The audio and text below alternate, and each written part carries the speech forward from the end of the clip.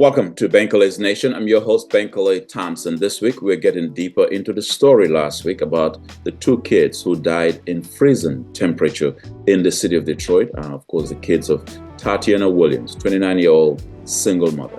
Those two kids have been funeralized this week. The Detroit Rescue Mission Ministries is also providing a new house to the mother and her remaining kids. We're talking to Dr. Audi about how the system failed a Detroit mother. It's all coming up on this week's episode of Bankole's Nation. Stay with us.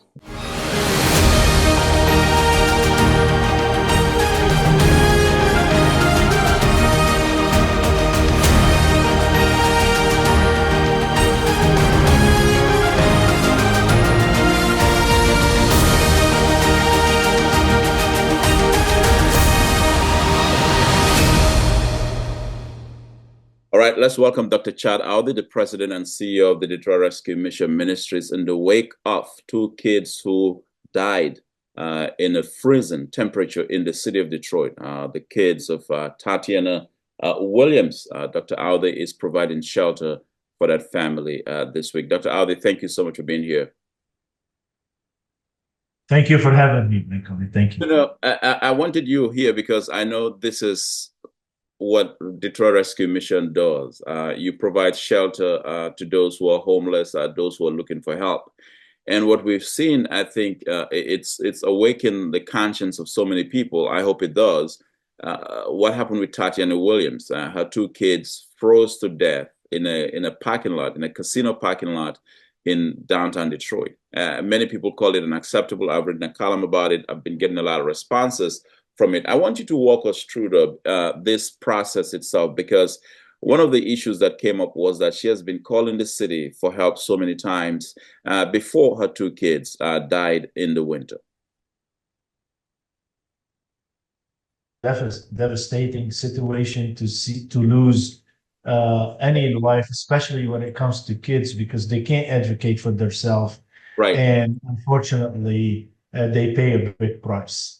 The system by itself, which we've been very vocal, me and you, we talked about it a million times, that the process is not to protect people, because there's only a way to get into the shelters, which is you have to call CAM. CAM has to refer you into the system, because we as a provider, we give CAM all our available beds, and then CAM will match when people are calling. However, for our listeners, I want to let them know CAM is it's CAM. It's the coordinated it's the referral system basically that Detroit, Hamtramck, and Highland Park uses, right? To locate shelters for people who are experiencing homelessness. And this is a mandate by HUD. It's a mandate by the Housing and Urban Development. Okay, go ahead. Exactly. So, right. So this is something we talked about back in 2012, that, you know, this system is not really working, and we need to have somebody who can operate at least 24/7, because homelessness does not work in business hours. Matter of fact, most of the time, homeless people experience needs after business hours. And this system is only being answered between the hours. It used to be between the hours of 9 and 4. And after numerous complaints, they decided to open it between 8 and 6, which is still business hours time. And so the person experienced homelessness, they would have to call that number. They will be lucky if they get somebody live to answer them. And then once they answer them, they do what they call it this scoring system. So they tell, if a person, like in her situation back in May, she said, I am going to be homeless. I'm staying with a friend or with a cousin or whoever that person is, and I'm going to be homeless. And they told her, oh, yeah, you're not at high risk, so we can't refer you to any services. Moving forward to November, she called back and she said, look, I'm homeless now and I need help. And they told her apparently that there is no available shelter for you, so we will get back with you. And they never got back with her. And then the same time she started going to this. So this is where the failure of the system. Had she, for example, just drove and came to Detroit Rescue Mission, we would have taken her in. But she doesn't know. And there is no somebody who can refer and say, hey, by the way, Detroit Rescue Mission never turned anyone away, and go to the Detroit Rescue Missions. So what we offered, that why don't we do a 24/7 live answering system? They can talk to a live person. And then if they don't have transportation, we will send a transportation to pick up the person who is in need immediately. And let's just take the person, put them into a shelter, into a warm situation. And we're not talking about put them into the Hilton, but at least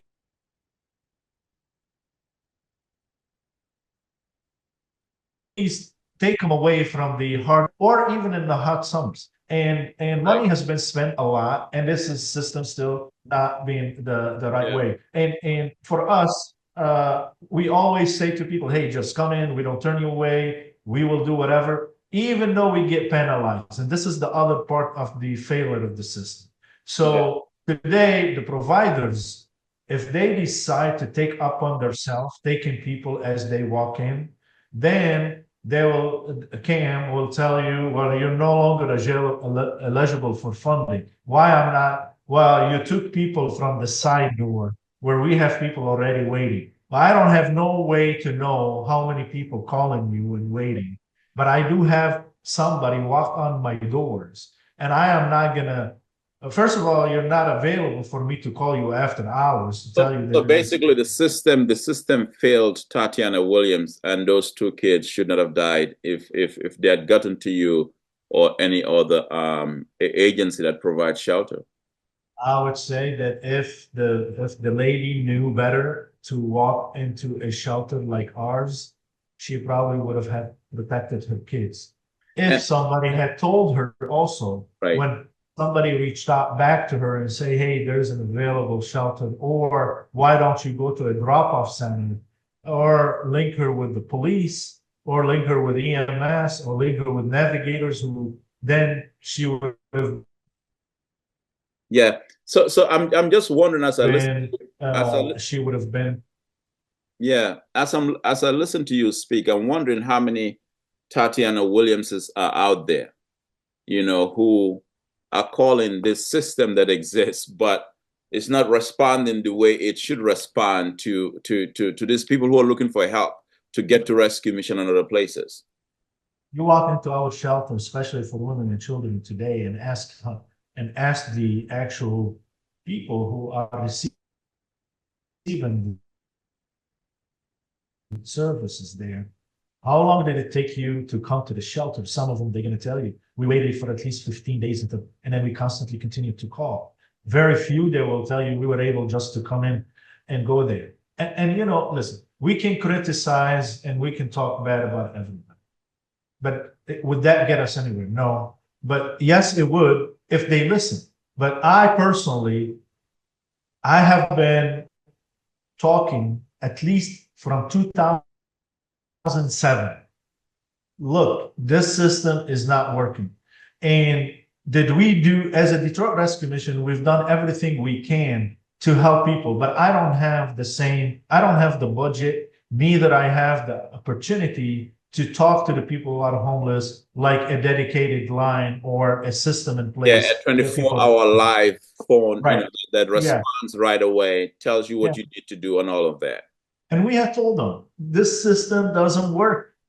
Just like 911, when you call 911, you expect there to be a response. I'll give you a better example. If you go today, a homeless person, when they call, they're desperate. They're saying they won't call you because they feel like they want to test you, or they just feel like talking to you as a CAM representative. It is the same way when a person who's sick and doesn't find a doctor, they go to emergency room. Now, you can imagine if the emergency room will tell them, hey, by the way, I don't have no response to you, come back in 3 days. But the guy is going to die. Same thing is happening now. The person is calling because they're desperate, whether it's a single, whether it's a single woman, whether it's a single man or women and children, they're calling desperately. And what are they getting? Oh, we'll get back with you because we're full. Do they attempt, for example, we told them, pick up the phone and call the shelter or tell them to call the shelter. Call the shelter and say, I have a desperate family and all my beds are full. Can you take them? Because I know I can speak of DRMM that we will take anybody without turning away. But I know there's a lot of other, no one is getting the opportunity. No one is being, they're not being asked. Right. And therefore, I say, again, it is time to look into that camp system and to make sure that it is available 24/7 and there is transportation available in addition to the other things that they do that we're not saying that they're not, there are good things. They did put navigation, to go out for people to look for people. That the event happened last week.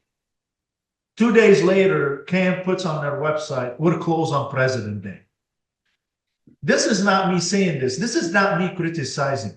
A death of 2 kids did not motivate you to say, hey, I'm not going to close. President Day happened to be this past Monday. Past Monday, as you know, the temperature was below 0. You're sitting there telling me I'm closed. And it's true that you give a little bit of alternative, but who is, you remember that this homeless person is desperate, and even if they have resources, they don't think about resources. They think about survival. They're not going to go and navigate a website and see what works and what doesn't work and what you're referring me to. So we're asking, and we continue to ask you. It is not an issue of money because they get the money. They have the money. And it's just a matter of being efficient and being caring. Right. And hey, if you can't do it, whoever is doing it, if you can't do it, just say I can't. And let somebody else do it. I think what you're explaining here, I think that referral system needs accountability. That's what they need. They need serious accountability. If they're getting the funding, they have to be accountable. Their performance have to be reviewed.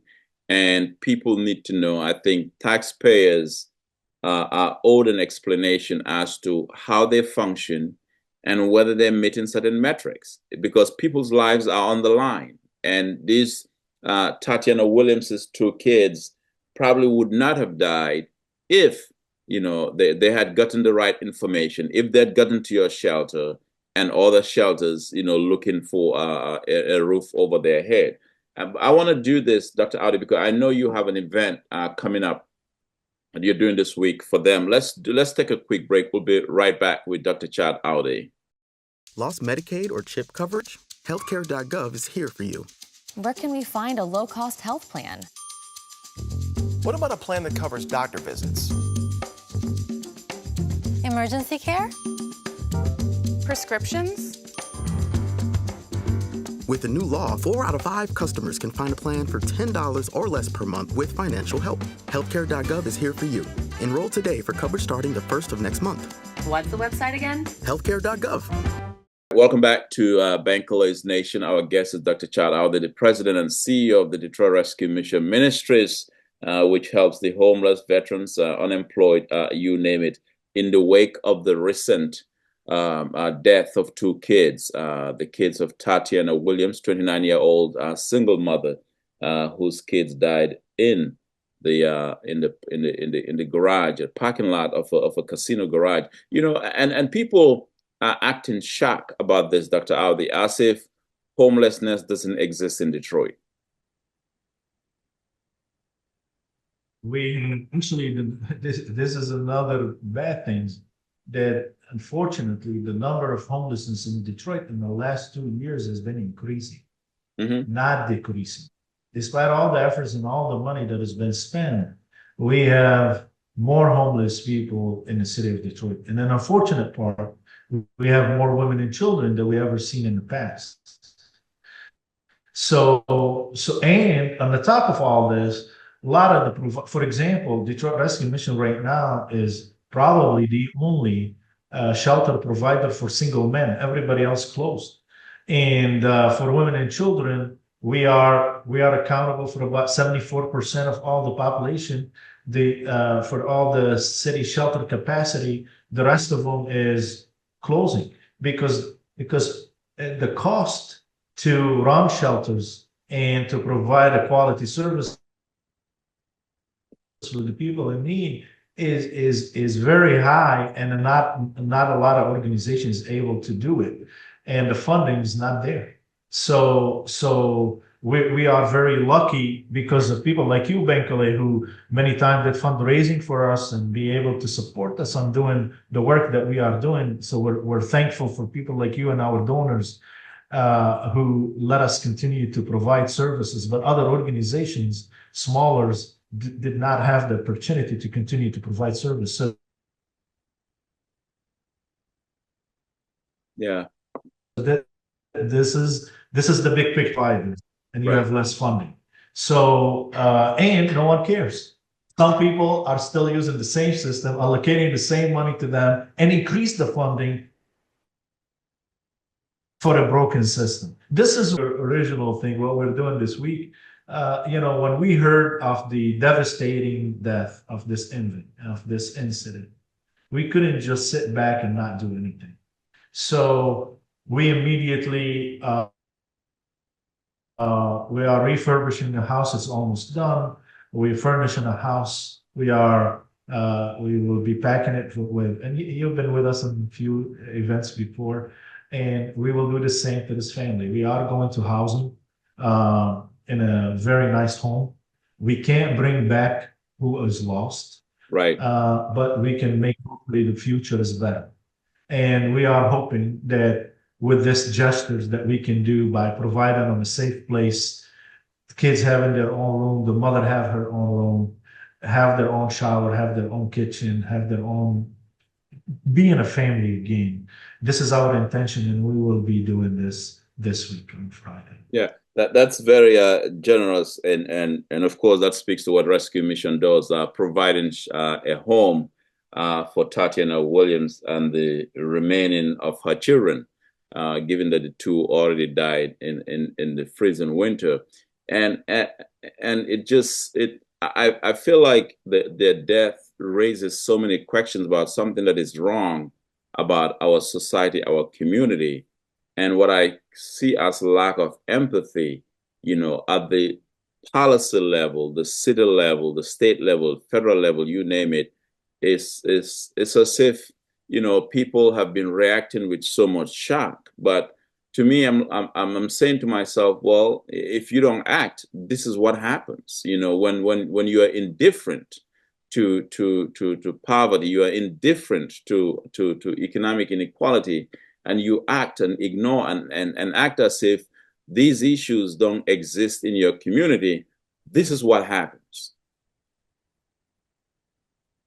Those issues exist, unfortunately, and there is a mess in the system, especially with CAM, who supposedly HUD is responsible for it. And then me personally, I went to HUD a long time ago, and I said, if we have an issue with CAM, who do we appeal to? Because let me tell you, because when I became spoke about it openly, we got reprimanded. If you look at the funding that we used to get back in 2008 and 2009 and 2010 versus the money once we opened our mall, we lost a lot of money. And other people would have been probably losing more. But I am lucky because I have a friend like you, Bankole. So people pay attention because they know if they mess with the Detroit Rescue Mission and they mess with Chad Audi, they're going to deal with somebody like Bankole. So that's became a safeguard to organizations like us, and I am vocal about it because I'm not afraid that. But other people, if you go individually and talk to other people who don't know Bankole, who don't know Access, they are not saying anything, and the system keep going whatever. I mean, I paid a price, but I have donors, and God is on our way, and we've been helped. But other people are afraid to talk. And this is why the system keep going. And when I went to HUD, which is a real federal issue, and I said, okay, yet to get, oh yeah, they went and revamped all their bylaws. I mean, right now, if you go do audit in their paperwork, it's excellent. It's better than anything, but it's paper. The question is, let's talk about outcomes. The outcomes is we have 2 kids dead. Bottom line. You can tell me, anybody can tell us everything. You got 2 kids dead, and the next day you said, I'm closing on President Day. That's a fact. Now, if we go and look at paperwork and look at policy and procedures and look at everything that an auditor will look in, oh, they're perfect. They're perfect. And they will tell me, Chad, you can't be saying this. Look at them. They have everything perfect. Yeah. It's like you have a perfect book on the shelf, but no one read it. Same thing. So, yeah. Right. I'm really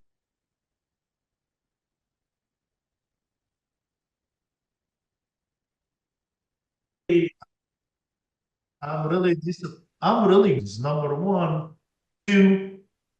You had somebody, you lost someone, precious lives, and you didn't learn anything. The next day you say, business as usual. I still close. I don't open. I don't do that. Yeah. I'm using it as an example. Right. I'm using it as an example. How chronically dysfunctional. Just as an example. Because if, you say, okay, I made a mistake, and then you start working on it. But you make a mistake and you don't care because no one is, there's no reprimandation. No one is going to reprimand you for anything. And that's how it is. Yeah. Let me take a quick break here and we'll be right back. We're talking with Dr. Chad Audi. All right, we're speaking with Dr. Chad Audi, the president and CEO of the Detroit Rescue Mission Ministries this week. His organization is going to present a home to Tateona Williams, the 29-year-old single mother whose 2 kids died in the parking lot of a casino garage in Detroit, which became a national story. And Dr. Audi, talk about the significance, though, of you providing a home. It was a shelter they've been looking for, but now they're going to get a home, even though, and I hate to put it in this way, they're getting a home, but it came at a very steep price. It came at the expense of 2 kids dying in the city of Detroit in a parking lot in this city, when it did not have to be that way. I agree. And I hope we could give a home for every homeless person if we could. But unfortunately, this is something impossible. First of all, you don't have enough homes available for the people. But we chose to give her this because look, people who do not have kids do not understand the love of the children and how much you care. But when you have a child, if your child got sick, you won't go to sleep. So can you imagine if somebody lost a child, and not 1, but 2 in one night, and 2 years old and 9 years old? This is a very devastating thing. And then we were thinking, okay, how can we help this lady? Because there's nothing will compensate for the loss of a life. Right. But we figured, why don't we make her more confident? Why don't we make her cope without having to deal with everybody outside? Let her be by herself, and whoever she likes to have around her to support her and then have a good family time with the rest of her children. And so that's where we came from. We just want her. We want to feel good for sure, because there's nothing we can do. There is nothing we can do that bring back what has been lost. But we thought, okay, let's move forward and try to embetter her life to the best we could. And I thought there is nothing will compensate her better than having a safe place that for the rest, at least she knows now, I'm not going to lose my kids for cold again. she doesn't have to feel this way anymore. And that's why we're doing this. And we're going to make sure not only she's getting a house, but it's brand new furnitures. It will be stocked for at least 1 month for food, and we will check on her. So one of the things also we will do, we will have somebody to check on her. We will have somebody to work with her. We will have somebody to, if she needs something and we're able to support her with, we will do that. Yeah. Those things are very important, caretaking and so forth on a wholesale basis. But do you feel that there's an opportunity here to revamp this system that is failing so many people? Because I've been talking to many of your clients, people that have come through your doorsteps for shelter. And, you know, the refrain I've been getting is, we kept calling CAM. We've been calling. You know, do you feel that there's an opportunity where at the moment it's almost as if we're at the final phase where there ought to be a revamp of the system?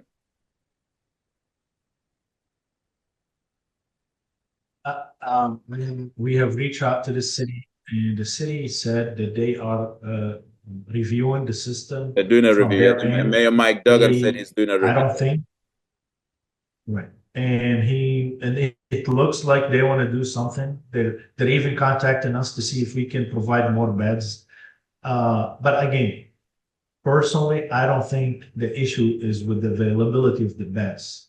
I think the issue is bureaucracy, and it's the systematic problem. It's not an operational problem. And if somebody is not going to take a deep look at how this CAM system is operating and what can we put in place to get it where accessible to the people who needs it on time. Emergency rooms in the hospitals are not available only in business hours. Actually, most of the time, go to the emergency after doctor closed. And here in this business, a homeless person needs to be able to have access to somebody after business hours. And that mandate a 24/7 available to the people who are in need, as well as an immediate referral. It doesn't have to be an immediate room. It could be just, even if it's a chair inside a safe place, it's better than being outside. Because as shelters, you can give them food, you can let them take a shower, you can give them everything. Even if you are at capacity, you can always put them in one place. If we don't achieve this, all the stuff that they're doing as far as let's add beds here and let's do this, who's going to refer to them? If you need somebody who answered the phone. And I don't know why till now they're not getting it. Why? And we ask the question, and every provider will tell you the same. You need 24/7 services. Yeah. And I hope that the loss of 2 lives will probably wake up somebody's conscience and either say, oh, we need to do it right, or say, you know what, this is not my cup of tea. Let me find somebody else who can do it better. Yeah. Let me ask you one more question, Dr. Audi. We're in winter right now, and this is even a more egregious period to really provide help to those who are experiencing homelessness. Walk me through that challenge of what the rescue mission is going through right now in terms of responding to a brutal winter where a lot of people are looking for help. We like every place, we have a lot of maintenance issues. The heat is running all the time. People are coming and going every minute. So, you might get a frozen pipe here. You might get, so more of a facility issues that we face that never deter us from taking people in. Bottom line is, no matter what the issue, we have a lot of challenges, financial challenges, staff challenges, volunteer challenges. but it never deterred us from taking people in. No matter what the question, no matter what the issues is that we're facing, we deal with. But the priority has been, if you go to any of our shelter, the instruction has been not just because of this. This has always been, don't turn anyone away. When people come in, you got to take them in. Now, we believe that God will always provide, put people in our life. He had put you into our life, and then you helped us in many ways, many times. And so is other people that will come, but that's the truth. And we need more people like you, and we need more people who are vocal, not afraid, straightforward, not politician. And I know what Benny had told you before, and everybody, like, you're a straight shooter. You don't, and this is what we need. We need people like you in our corner to overcome the challenges that we are facing, whether it's funding channel, because at the end of the day, in a small house, if you have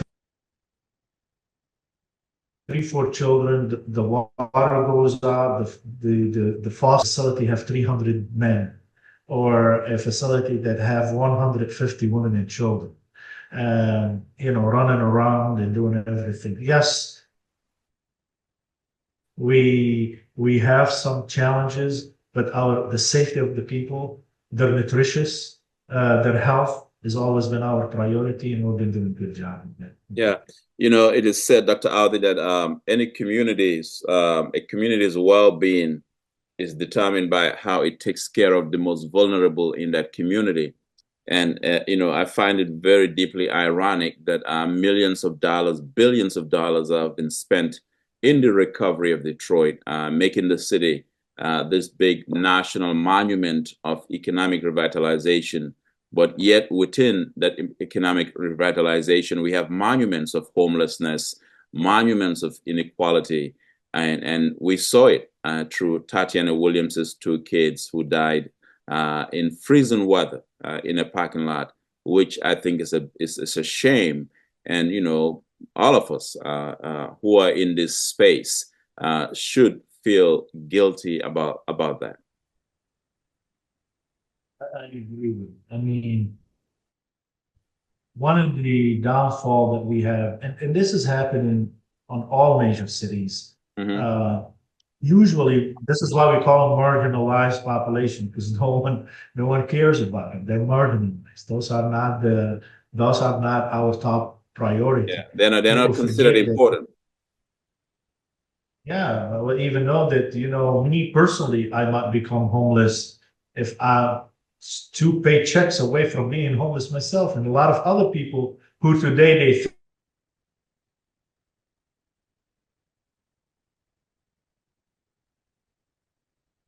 think that they're good people in it. So there's no bad circumstances happen sometimes to some good people, and they need a hands up. And the issue right now, we don't have enough housing, affordable housing for people who are working homeless. You go to the shelters today, you'll be amazed by the number of the people who actually work every day and come and sleep at the shelter. And the reason why they can't afford leasing a house, renting a house, or buying a house. It is not like this guy who does not want to do anything, and he's lady, and he's all day long sitting smoking and drinking, and he doesn't have a home. No, this is a person who goes every day to work. They take their kids as a mother, drive them, if she have a car, to the school. She comes back, take care of them, and she sits in the shelter in one room with her children and make sure that they're doing their homework. Bankole, there is a lady in my shelter today, have 4 children. She works every day, and all 4 of her children are A student in school, and they live in the shelter. This is good people. Yeah, they're not people, they're bad. They're good people. They tried everything they could, but the odds is against them. They couldn't probably find, or even if they have a good job today, if you're making $50,000 to $70,000, you can't afford a home in Detroit. Yeah, that's true. People are getting priced out of the city. If you have 4 you have 4 children and you're making 50 to 70,000, you can't afford it. So in the past, we used to, if we're making 35,000, we were good. Today, double that, and you can't even afford a home. So people need to understand that the homeless population are not bad people, are not lazy people. There's not enough jobs, and the government totally is not doing enough to give them support by providing them with low income. Yeah, no doubt. Well, yeah, we're building not for the people who need it. All right. Well, Dr. Audi, thank you so much for being here. Thank you for having me, Bankole. Appreciate you. All right. And keep doing the great job that you always been doing in Detroit.